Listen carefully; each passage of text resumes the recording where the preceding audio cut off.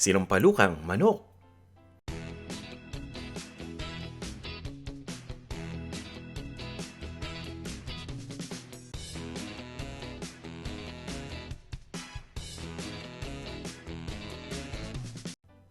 Ito yung mga ingredients. Umpisan ko na. Magpapainit lang ako ng mantika sa isang cooking pot. Kailangan ko lang mag-isa. Una kong igigisa yung sibuyas. Ito'y dilaw na sibuyas na chinop ko lang. At pwedeng-pwede kayong gumamit ng kahit anong kulay ng sibuyas. Ito naman yung dinikdik na bawang. At igigisa ko na rin yung luya. Yung luya naman ay hiniwa ko lang ng malalaking piraso at pagkatapos ay dinurog ko lang. Igigisa ko lang to hanggang sa lumambot na yung sibuyas. Ilalagay ko na yung manok. At nasa sa inyo kung gaano kalaki ang gusto ninyong gawing hiwa dito. Niluluto ko lang yung isang bahagi ng 1 minuto. Para lang maging light brown yung kulay. At pagkatapos niya ay ibabaliktad ko lang.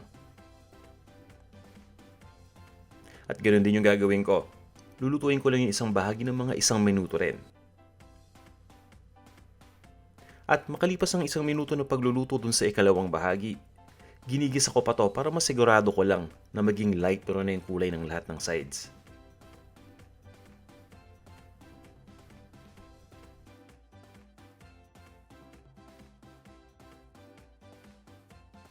Naglalagay din ako ng patis sa stage na to. At ginigisa ko pa yung manok sa patis para mas maging malasa.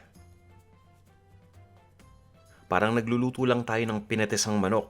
Yun nga lang maglalagay ako ng sabaw maya-maya lang. Itutuloy ko lang ang pag-isa ng mga 2 minuto. At maglalagay na ako ng tubig. Ito na yung magiging sabaw ng sinampalukang manok. Paglagay ng tubig, papabayaan ko lang itong kumulo. At para mas mabilis na kumulo, tinatakpan ko lang itong lutuan. Natatrap kasi yung init kapag kino-cover natin o tinatakpan itong lutuan. At kapag uminit na yung loob na part, mas mabilis na tataas yung temperature kaya naman kukulo ito kagad. At sa oras na kumulo na yung tubig, ay hahaluin ko lang ito ng bahagya.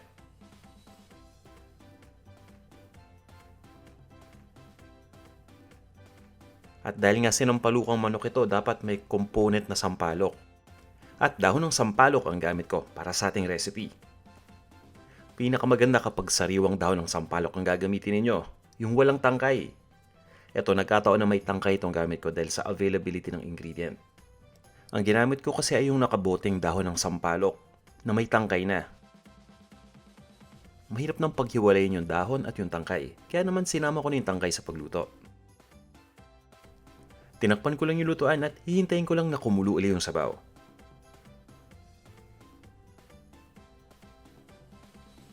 At pagkatapos ay i-adjust ko lang yung heat o yung temperature to low.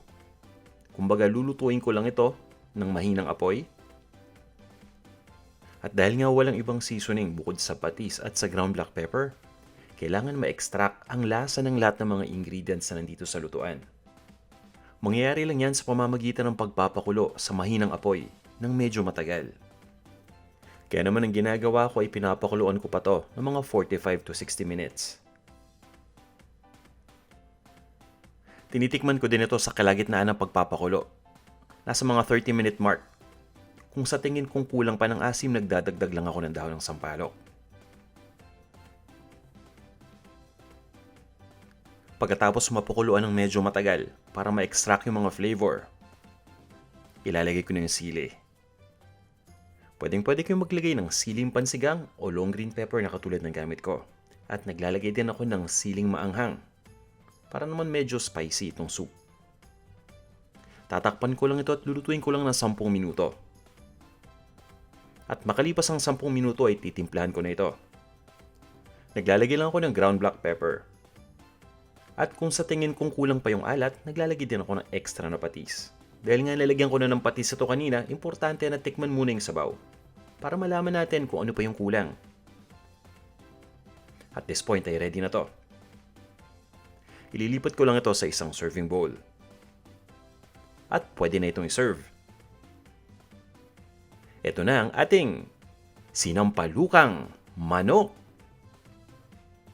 Tara, kain na tayo!